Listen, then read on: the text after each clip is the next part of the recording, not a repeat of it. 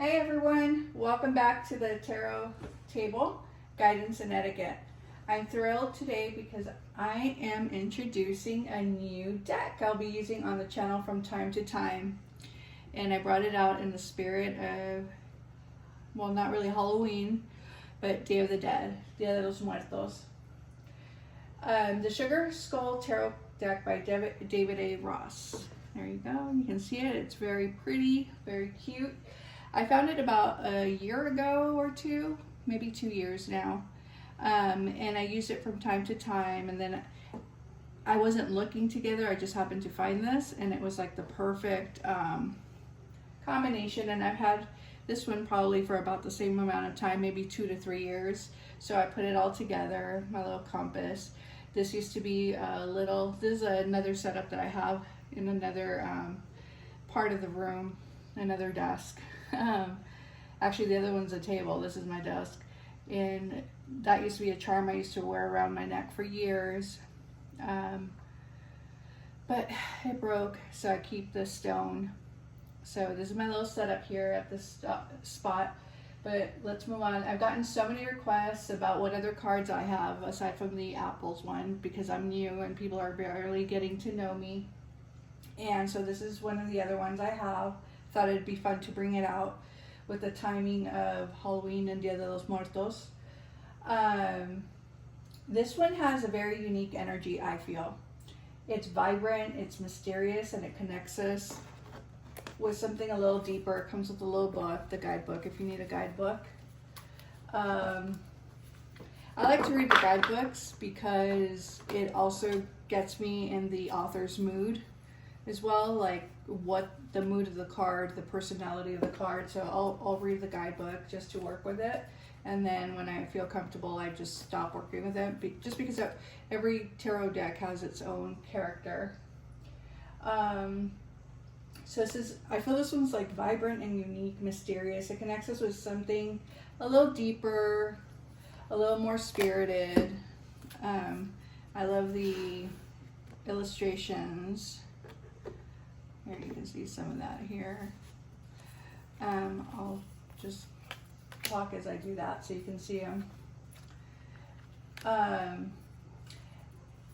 It connects us to something a little deeper. Look at that one, so cute, right? Let's talk about what makes this one a little special and why I feel like it was worth sharing with all of you. I start picking up energies because I know some of you guys are watching. Let's talk about, what makes it hard to focus with the illustrations and energies that I pick up. Okay, the Sugar Skull is so much more than a traditional deck, I think, right? Obviously, it's not like the Rider-Waite. It has like a little rhythm to it, very Latina, like me, very magical. It's almost like it's weaving a story. It tells a story. Like, can you imagine what this is about, or what this young man here is about with the sword? Here's the cups with the raven. So the symbolism is a little bit different, more spirited in a different way, probably more Mesoamerican way, native Mesoamerican way, and a little Spanish. It's more traditional for sure, and it has the rhythm. I feel like it flows, and it's almost like telling a story one card at a time. It has its own spirit.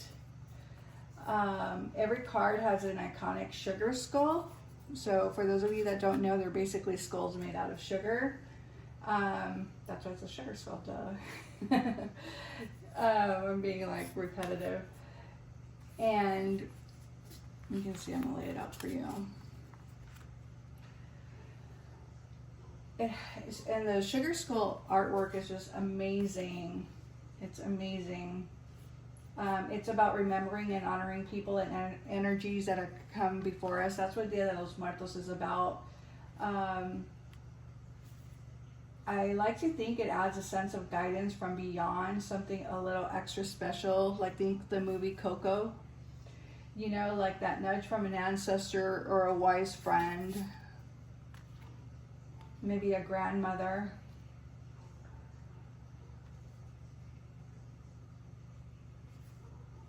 I like to use this one occasionally because of that. I feel it's fun and it's kind of nostalgic for me, family-wise. It's called, the spread used on this one, it's a little different. It's called the Spirit's Path spread, and maybe I'll do that one for you next time. On my next reading, I'll do the Spirit Path spread. Maybe that's what I'll do for you guys, since we're in that time right now, the season. I think it's like a roadmap of sorts. It doesn't just give you a yes or no, but rather a story of possibilities. It gives you options. Therefore, it might resonate with more people that are watching and listening or have questions. So it'll give you different paths. You might not even realize you're on. This one is supposed to be read as a 6-card spread. I read them as both when I want to resort back to the traditional, like a Celtic style when I throw them down. But it's supposed to be read more like a 6-card throw spread. And each position represents the element of your journey.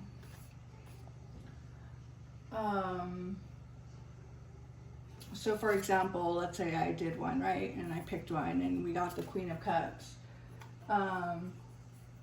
This is your origin, the Queen of Cups. It grounds the reading. It grounds the reading and where you are now, or like what brought you here, why you're here watching. And the last card, for example, so like let's say 1, 2, 3, 4, 5, 6, right? This is your 6, the world, for example. This would be your calling. So we go from, like what brought you here to what, what's next. And then you keep coming back for another one. The Spirit's Path, it helps you look at what's guiding you towards something greater. Similar to other spreads, it's just a little different in the way it reads it. Okay, so for example, I'm not going to go through it to look for it because I'm probably not going to find it, but let's say I found the Death card, right? I'm just going to keep showing you the cards here. Look, the Fool. Let's say you pull the Death card. I know people get nervous with the Death card, and even in this spread, death doesn't mean death necessarily, right? Unless that's what you're looking for. We don't let in certain energies. But in the Sugar Skull deck, the Death card, it's not about an ending, it's about beginning or release. It's saying, look, whatever you're holding on to, the chapter is done. So your chapter is done, similar to in other spreads. So if death is where you were to be starting from, maybe it's time to let something go. If death was like your first card, you're going to let that go, and then we're going to continue reading. Whether it's an old belief, an old grudge, or even an old fear that kept you small, it's saying, clear the way. Let's see what's coming to you. Okay? I'm trying to look for the Death card, but I'm not going to find it. It's just, oh, wait. Is that it? No, that was the Sun. Look how pretty. Keep getting drawn to that. Then the second card, probably the Guiding Light, Maybe I'll do a spread for you. I'll come back and do that. And I'll choose a Death card since we started with that, and then I'll do a spread on that. Or maybe I'll just do a brand new spread. I'll come back and do that. But, it's... Let me know if this is a deck you like. Have you seen this before? Let me know in the comments. Tell me about it if you've read with it. Tell me about it if you like it. If you want to see me do a spread with it, I can. I probably will anyway. But they're really cool looking cards. I love them. The Sugar Skulls. Three of Wands, the Devil, see, with a mask. The symbolism is very rich, very rich. So it works a lot with instinct, and they're way more intuitive. So they actually help me with my intuition a lot because of all the symbolism. It helps open me up more to read the spread. That's what I do like about it. It's very calming for me. The spread is very calming. It's very nostalgic for me. So if you're looking for specific things, I can help you with clarifying cards on this, with manifest. So that's a little sneak peek at this. Again, it comes with the book. It's really cute.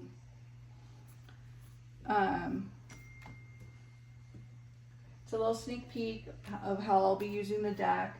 And I'm curious, has anyone ever tried like a Day of the Dead or Ancestral theme before? It doesn't have to be this one. Let me know, and let me know how you like it. Maybe I'll check it out as well. I'd love to know how it impacted your readings by using a Day of the Dead card or deck versus another regular deck. Please share down in the comments, and if you're interested in picking up your own Sugar Skull deck, I'll leave a link below. All right, thank you so much for being here with me on the Tarot Table Guidance and Etiquette. Be sure to hit that like button if it resonated with you. And if you want to see more readings like this, don't forget to subscribe, please. I'm trying to make it to 100. I have a little contest coming up as well, so stay tuned for that video as well. I'll be back with that to kind of give the contest rules. Thank you guys. You guys have been so supportive with your views so far, and a couple of comments on the other platforms and this one. So I appreciate you supporting me, as I know there's so many wonderful readers, but you guys are really giving me a chance, and I appreciate that. I want to be a part of your community. So hit the like and subscribe if you want to go on this journey together. And if you want more readings like this one, well, I'll make the first one, and then if you like them, I'll make more. Don't forget to subscribe. We've got a lot of magic to uncover together. So stay tuned, and until next time, may your path be blessed. Bye. Have a wonderful weekend for those of you that are tuning out.